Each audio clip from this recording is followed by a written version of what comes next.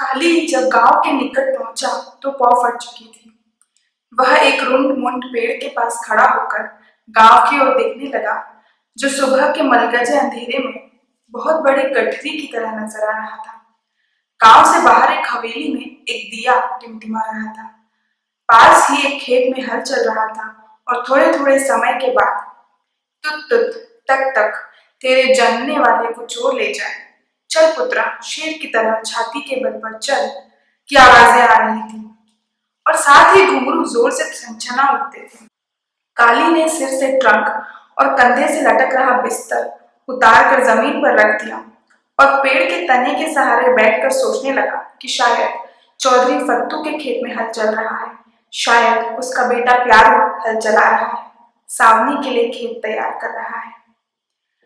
काली का ध्यान फिर गांव की ओर चला गया और वह आंखें फाड़ फाड़ कर पेड़ों की ओट में छिपे मकानों की ओर देखने लगा।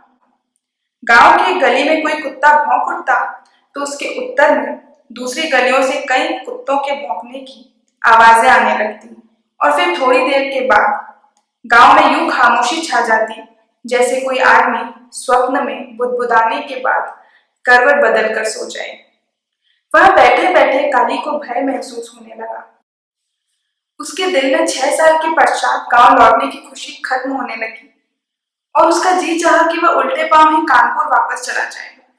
उसे याद हो आया कि जब वह गांव के लिए चला था तो कितना प्रसन्न था और उसने चाहा था कि उड़कर वहां पहुंच जाए, और जब वह गांव के बहुत निकट है, सिर्फ 5-7 खेत दूर है, तो वह लौट जाना चाहता है। फिर उसे अनायास ही चाची का ख्याल आया और उसकी आंखें भर आई।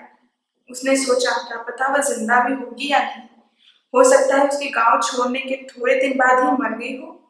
यह भी संभव है कि वह जिंदा हो, क्या पता किस हाल में हो। जब मुर्गे ने बांग दी तो काली हड़बड़ाकर उठ बैठा और सामान उठाकर जल्दी जल्दी गांव की ओर चल दिया। जब वह पहली हवेली तबेला के पास पहुंचा तो एक कुत्ता कान फड़फड़ाकर उठा और भौंकता हुआ उसके आगे आगे चलने लगा। उसने आवाज से कुत्ते को पहचानने की कोशिश की, लेकिन दूसरे ही क्षण अपने इस प्रयास पर उसे हंसी आ गई। वह अपने दाएं बाएं मकानों को पहचानने की कोशिश करता हुआ तेज तेज कदम उठाता रहा। गांव की अभिन्न गंध उसे कदम कदम पर अपने से परिचित करा रही थी और वह नाखूनें फुला फुला कर उसे सूंघ रहा था।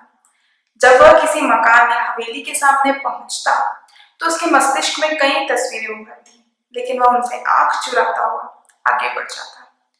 चौधरियों के मोहल्ले के बाद स्कूल आ गया।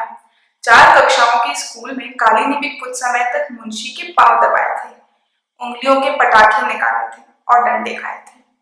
वह स्कूल के सामने रुक गया और मुंशी शिवराम के बारे में सोचने लगा, जिसके लिए जाटों के लड़के साग, गन्ने, गाजरे, मूलियां इत्यादि लाते थे और कम्मियों के लड़के अपने सिर पर उठा उसके घर पहुंचाते थे। स्कूल की हालत पहले जैसे ही खराब दिखाई दे रही थी। उसके आंगन में बड़ के बूढ़े पेड़ की घनी परछाइयों ने अंधेरों को और भी गहरा कर दिया था। स्कूल की खस्ता इमारत के पीछे एक 3 मंजिला मकान घमंडी आदमी की तरह अकड़ा खड़ा था। काली के मन में चौधरी हरनाम सिंह की यादों का बस्ता खुल गया और वह शरीर में सिहरन सी महसूस करके उन्हें झटकता हुआ आगे बढ़ गया। स्कूल से कुछ दूर आगे उसे मंदिर का कलश नजर आया। मंदिर के चारों ओर गांव के दुकानदारों के चौबारे थे। वह पंडित संतराम के बारे में सोचने लगा, जो हरिजनों को देखकर दूर से ही दूर दूर करना शुरू कर देता था। वह थोड़ा और आगे बढ़ा तो उसकी नजरें गिरजाघर के बच्चे की बाहों की तरफ फैले हुए क्रॉस पर गड़ गई और गांव के पादरी का मस्कीन चेहरा आंखों के सामने घूम गया। थोड़ा और आगे जाने पर उसे जोर की ठोकर लगी और वह गिरते गिरते बचा। गोबर की तेज बदबू ने उसे चमादड़ी हरिजनों की बस्ती के निकट ही होने का संकेत दिया। इस स्थान पर बड़ा रास्ता काफी गहरा हो गया था, क्योंकि गांव में बरसात का सारा पानी इसी रास्ते से चो में जाता था। कुछ क्षण के बाद ही वह चमादड़ी के बाहर कुएं पर पहुंच गया। कुएं के गिर्द गंदे पानी और कीचड़ की छपड़ी बनी हुई थी। अनायास ही वह वहां रुक गया और सामने छोटे छोटे कच्चे मकानों को देखने लगा। फिर वह कुएं के गिर्द चक्कर काटकर उस स्थल पर पहुंच गया जहां से मोहल्ले की गली शुरू होती थी। वह गली के मुंह पर रुक गया और सामने गंदे पानी की छपड़ी को पार करने की तरकीब सोचने लगा।